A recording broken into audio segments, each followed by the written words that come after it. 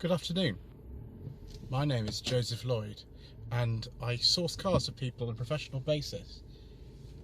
Although most of the cars I source are between £1,000 and £5,000, very often I've been asked to show something a little bit cheaper on the channel, and so I came up with No Budget Reviews, the series where we look at cars that you can buy in good condition with an MOT for under £1,000 and you can enjoy driving. We don't film this in an expensive manner, we don't use separate microphones, we don't use dual head tripods, we don't even use a DSLR, but we do have a lot of fun.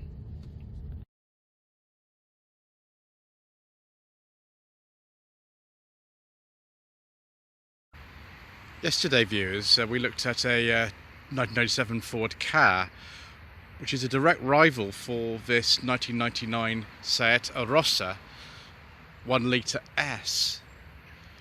In the contemporary reviews of these cars, apologies for the vibration there, viewers, I have got the radio unit turned off on this phone. A lot of people compared these directly with the Ka. This is actually based on the same platform as the Mark III Volkswagen Polo and the Mark II Seat Ibiza. When the car came out in 1997, the Ibiza had already had its first facelift. I think there were two main facelifts for the Mark II Ibiza, and this kind of sat in between the two of them, because in 2000 this was also facelifted, the Ibiza shortly before that, I think, and it looks a lot less plain, the facelifted car. This looks quite plain. It's not an ugly design by any means. It's not revolutionary like the Ford Ka was, but the pre-facelift ones just do look a little bit sort of, you know, subdued really. So Mark III Polo platform, Mark II Ibiza platform, same thing, and the Volkswagen Lupo is almost identical to this apart from some of the styling and the interior. Volkswagen kept the nice interior for themselves, and actually the interior went then into the facelifted Mark III Polo, and the front end is very similar to the Mark IV actually, as well than the pre-facelift Mark IV. So lots of shared parts. This actually has a 1 litre engine out of the Polo that was introduced in the Polo, I think, around 1995. The very early Mark III Polos came with the Mark II Polo 1050 engine. This is I think a 999 or 998, I can't remember exactly. There was also a peculiar type of 1 litre engine used in these and the Lupos. Same basic capacity, 1 litre, same power output of 50 horsepower, but that is actually a smaller version of the engine found in the contemporary Skoda Felicia. It was also used in the very early Fabias, and the 1.4 version of that was used in the Mark I Octavia and the Mark I Fabia until about 2003. Why they had two 1 litre engines developing the same power in these cars, I've absolutely no idea. I think they were going to make a Skoda version of this, so it would have been similar to the contemporary Me and Citigo and Up, but it never actually happened. So I presume they had the engine developed and ready to go, and they needed somewhere to put it, and they put it in the Lupo and the Arosa. Although, yeah, this one doesn't have it. It has the overhead cam Polo engine. Great Covert Seat is actually where I bought a 2003 Leon 1.4S, a base model Leon in 2006. And it's not there anymore. I think that building's now abandoned actually, but original dealer plates as well. Portsmouth area, which used to be Southampton plate until 74, and then they merged the two areas together just as one big sort of Portsmouth area. So very nostalgic for me really, because my first car was a Mark III Polo. It was a 1.4 CL, and the dash is almost exactly the same as one of those. Right, this door's going to creak a bit. There we go. Yeah, it's creaking a bit. I think that's on the list for having been replaced. Although this isn't a base model, the base model of these actually didn't even have painted bumpers. This has painted bumpers, so it's an S. You don't really get an awful lot. You do get internally adjustable mirrors, and you do get power steering, and I think you get central locking, but that's about it. The more basic one, I don't even remember what we stripped out. What is else to strip out? Because all the rest got power steering, but that wasn't the case with the Lupo or the cars. Some of those didn't even come with power steering, and even when the car had standard power steering, you could still delete it. That was one of the big things. And also, in comparison with the car, you could get an automatic version on the 1.4 engine. So the 5-speed manual in here, exactly the same as a Mark III Polo. This is a Mark III Polo Dash. It's even down to the correct font for the later pre-facelift Mark III Polos, like the 98 that I have. The earlier Mark III Polos and the earlier Mark II Beefers had a different font on the dash. This has got the slightly later one. So, idiot-proof heater controls. If the electric window switches were fitted, they'd be here. So there's just a hole. You should have stumped up the money for the 1.4, which I think did actually come with electric windows as all, you know, standard. It wasn't all round because you've only got two, but there we go. Same steering wheel as the Mark II Beefer. They did fit a different steering wheel to this car for the 2000 model year, and then the car was facelifted in October 2000. So you have this sort of weird kind of hybrid, and I've driven one of those where it's the later steering wheel but still the pre-facelift dash and exterior. If we open up the glove box, it's actually quite big in comparison with a car glove box, or excuse for glove box. There we go, the original book pack from Great Covert Seat in North Baddesley. It's actually pretty big. It's actually got a glove box, which is good. Let's see if my secret mission documents fit in there. No, they don't, viewers. We've got weird door pockets. They're not really even door pockets, but we can see if we get me documents in there. Yes, excellent, viewers. That's better. We'll put that away. Yeah, but it's not really a lot to say about this dash. It's fine. It's just the later ones and the Lupo have a much nicer dash than this. The design is a lot nicer. The quality is perfectly good. I mean, the thing I used to find with the Mark III Polo that I had, which is my first car, jointly with my twin sister, was the fact that the switches didn't feel very good. It's probably because they were like an extra bit that was added on. Lots of blanking plates. I presume there's things like front fog lamps were here, but we don't get them on this car. Same old hazard light switch there, reheated window, and that's the headlamps and the fog lamp there. Yeah, not really a lot else to say. Do we have the interior light working? No, it's probably why it's off. Right, let's get in the back, shall we? Which I'm not really looking forward to, viewers. As usual with these three-door cars, this is for Mr. Manning from the Matty's Cars channel. This is, by the way, the furthest back the driver's seat goes. It doesn't go back any further. Unlike a Mark III Polo, which would go back further than this, it's not the best for tall people. Plenty of headroom, but the driver's seat's not actually as good in terms of the leg room as it could be. Right, let's see if we get stuck in here. It's all right. I mean, you go for a short journey in here. My head's brushing the roof. Is it better than the car? I don't know. Possibly slightly, but it's not the best. Quite handily, Grant, who owns this car, has put a fire extinguisher in there, this little cubby hole, which is pretty good. Well, I think I'm finding surprising, if we don't have like any ashtrays in the back of it. You'd have thought like a car built in eventually Germany and then Spain would have some ashtrays in it, but no, there aren't any. Right, let's free myself from my self-imposed prison, and let's have a look at the engine. So there we go, viewers, the little 1 litre engine developing 50 horsepower. It is a Campbell engine, this particular one, so is the larger 1.4. Not the nicest sounding engine ever, it's okay, I suppose. Same old Volkswagen Group coolant reservoir, it even has the VW badge on it. It's been around since the dawn of time.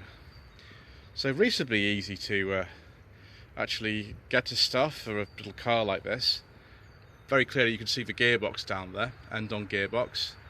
And there is the oil filter considerably easier to get to than the Enduro E engine in a car. But yeah, big plastic cover on top of there, so it's not quite as sort of naked as a car engine is, where you can clearly see the fuel injection system on top of it. But there we go. I really would actually like to drive a Mark III Polo, a pre-facelift one if possible. I've been trying to get hold of one with you for years, and get even more nostalgia when I get off this car. So if anybody does have one, then please send me an email. My email address would have appeared in the first sort of minute or so of the video. Right, let's take a look in the boot, shall we? Okay viewers, we're going to, with this car, see immediately that this is a shortened platform.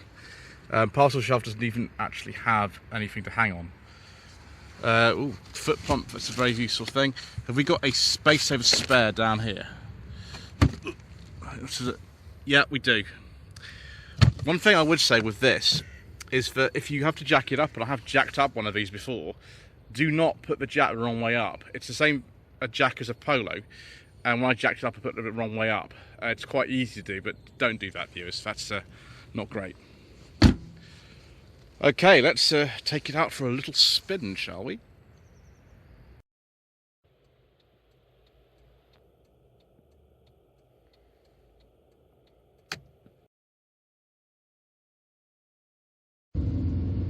Right viewers, with dreadful lighting, apologies for that, let's put this little Arosa through its paces. We're actually in the same area today as the very first video was ever filmed on the channel, because we lived in a place called West Ewell at the time, which is this area of Epsom, and it's appropriate because the first video on the channel was a 2017 Mark IV Seat Toledo that we owned at the time. So just sort of pushing this little car through this endless series of roundabouts that's in this area. It is very slow. 0 to 60 takes 17.7 seconds. I don't know what the top speed is. It probably isn't even 100 in this car. Does it handle okay? Yeah, it does. It just drives like a Mark III Polo. I mean, obviously I had extensive experience of one, because I even was driving the Mark III Polo that my sister and I had as our first car before we both passed our tests. Had it until 2006, so we had it, I think, almost 5 years, and this just feels like a smaller, slower version of that, because I was looking for 1.4.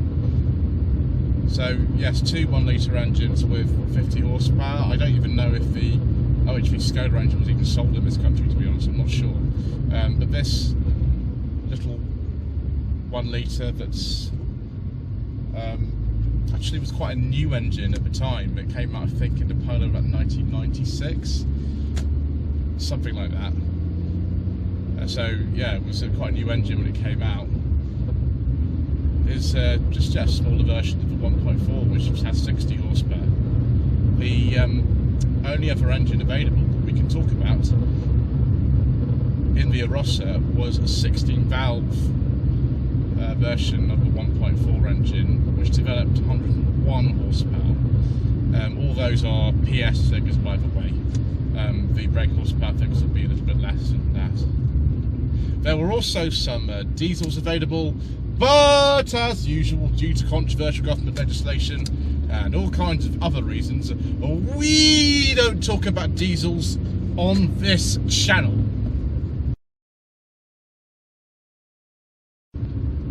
So as we head towards the boundary of Greater London, we're in Surrey and maybe be Greater London quite soon. How does this car feel?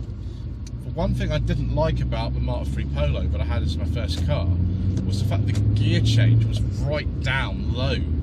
It felt, you know, actually it's a bit awkward at times to get to it, and this is exactly the same, of course. I still don't like that. You've got to rev this car really, really hard to actually make progress, and that probably explains why the average fuel consumption figures for the 1.4 are actually better than this 1 litre. You just got to rev this so hard to actually make any progress. But it's very refined. It doesn't make the nicest noise really. It's not the nicest sounding engine, but it's fine. ride's pretty good. It's a pretty easy car to drive. The main thing is this clutch actually. The clutch is not the best. It's just like the Mark III Polo. It bites really, really high.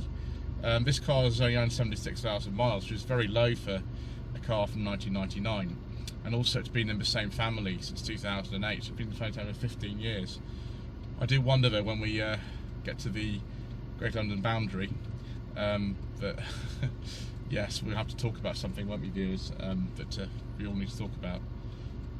So yeah, driving positions is very similar to the Polo. You can adjust it up with the steering wheel, which is good, because that's how I prefer it.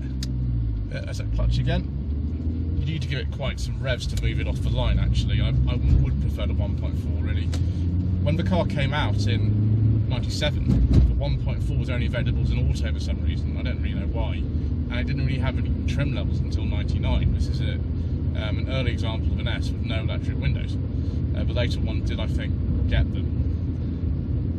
If you went for the SE, which was around at about the same time as the S, that had a bit more equipment, but it was quite quickly discontinued in early 2000 with the advent of the sport model, which had the more powerful engine. Right, here we go. Borough of Kingston upon Thames. Right, so we'll go to London now, viewers, and unfortunately we are now in the expanded optional emission zone. So in August 2023, this little car is not going to be compliant with that, and have to pay £12.50 a day, which is a bit of a shame. But there we go. I'm not really a fan of the policies of the Mayor of London. He's not a friend of the channel. So when the facelift came in October 2000, things were sort of different. The engines basically remained the same, I think, because they were already compliant with the Euro 3 emissions. Obviously that little OH3 Skoda engine was dropped. But yeah, the beefer, Mark III Polo, Mark II beefer, Mark II beefer, Polo and Lupo, they all continued until the Arosa and Lupo were discontinued in 2004. There was no replacement really for them because they sort of reckoned it was too expensive to actually produce another little car like this, presumably from the Mark IV Polo chassis, which you know, underpin things like the Fabia and the Mark III beefer as well. But what we did instead was get a Volkswagen Fox from the South American division of Volkswagen and not bother to make a Seat version of it at all. So this car was actually never replaced. I think maybe they didn't really make a lot of money for Volkswagen. The fact that the car remained in production in its original form until 2008, despite being based on the Mark IV or 5 Fiesta, suggests to me that the profit margins on cars like this are really, really slim, and so they didn't really prioritise, you know, making these or selling them. And the Fox was like a stopgap before they could start making things like, you know, the Up, which was sold and continues to be sold for over 10 years. Lloyd Consulting stickers, t-shirts and mugs are available by clicking the link to the Google form in the video description below.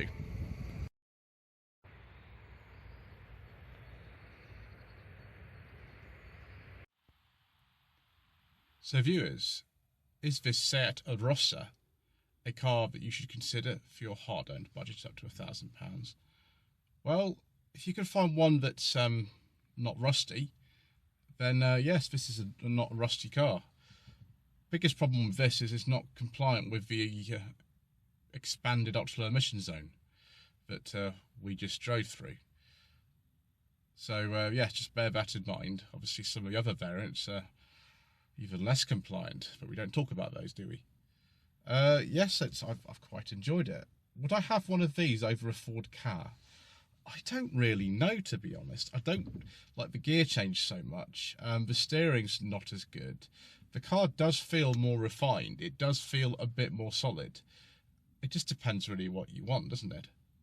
Anyway, thank you ever so much indeed once again for watching this episode of No Budget Reviews. Please don't forget to subscribe to the channel, like this video and leave a comment below. And we shall see you again soon for more inexpensive motoring.